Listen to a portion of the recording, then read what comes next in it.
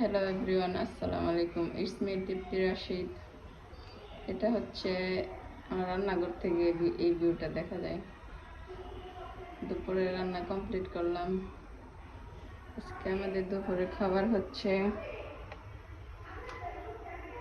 করলা ভাজি, গরুর মাংস, আর হচ্ছে ছোট মাছ, কফি, আলু তরকারি।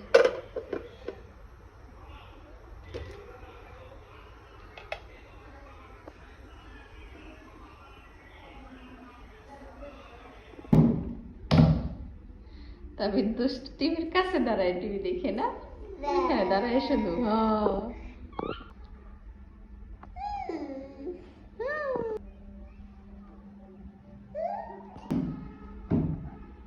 তবে দুষ্ট এখানে দাঁড়ায় দাঁড়ায় শুধু টিভি দেখে ঘুরে ঘুরে।